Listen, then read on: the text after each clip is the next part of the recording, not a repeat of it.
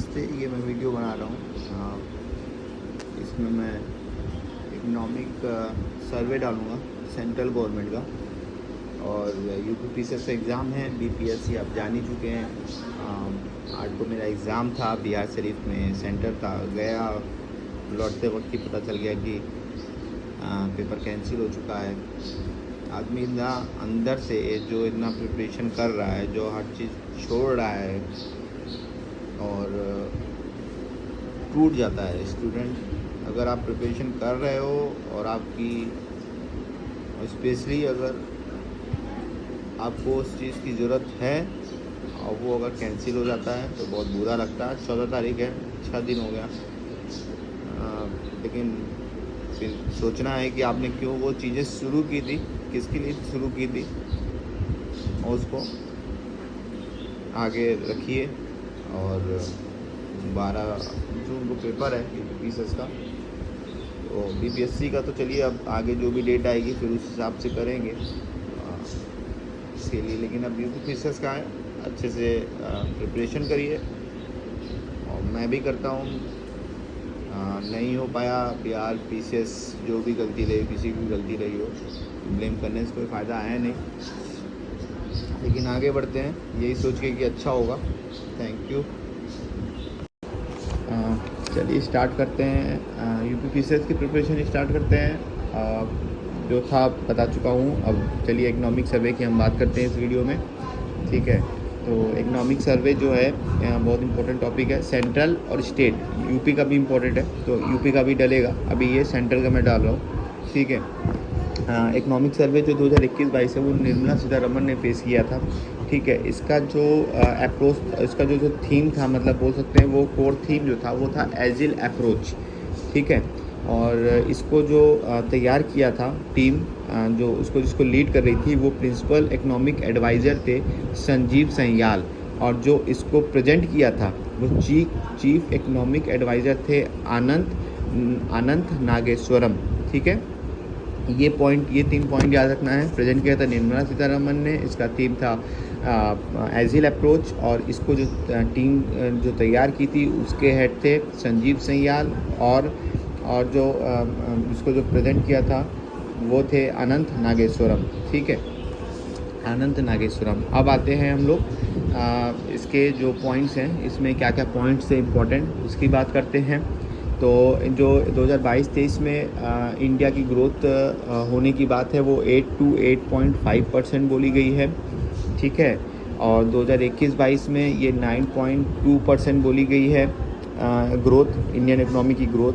Agriculture and allied sector का growth जो है वो 3.9% है।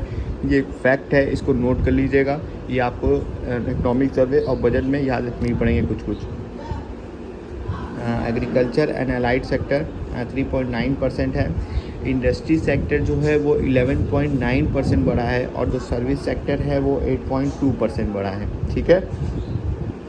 कैपिटल एक्सपेंडिचर ड्यूरिंग अप्रैल नवंबर 2021 ये आपका बढ़ा है 13.5%, ठीक है।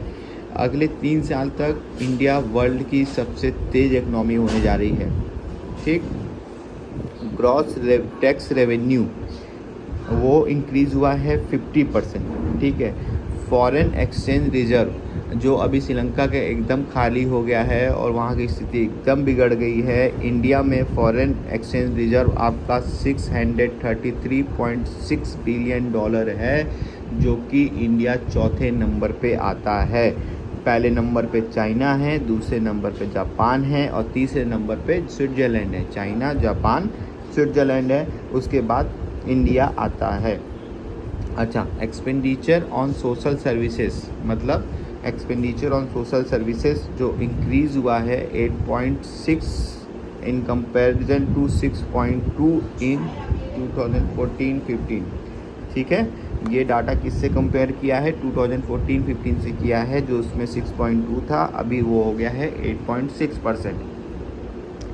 अच्छा, 75 initial public of corporation offering जो IPOs होता है, जैसे अभी LIC का आया है, मुझे नहीं मिल पाया, मैंने भी लगाया था।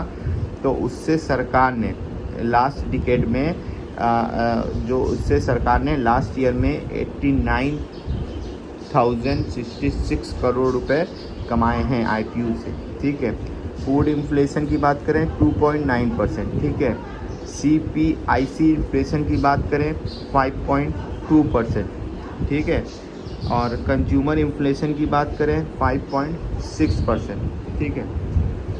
Indian overall score on the NITI Aayog sustainable development goal India index में जो इंडिया जो स्कोर है वो 66 है, ठीक है। और जो इससे पहले 60 था और इससे पहले 57 था। वन के मामले में, फॉरेस्ट के मामले में इंडिया वर्ल्ड की 10वां देश बन गया है, मतलब जहाँ पे फॉरेस्ट एरिया ज़्यादा है, 10वें पोजीशन पे है, ठीक है। प्लास्टिक वेस्ट मैनेजमेंट रूल 2021 में अगस्त 2021 में नोटिफाइड हुआ है। इसमें बोला गया है कि 2022 के अंत तक हम सिंगल प्लास्टिक यूज़ ख़त्म कर देंगे, ठीक है।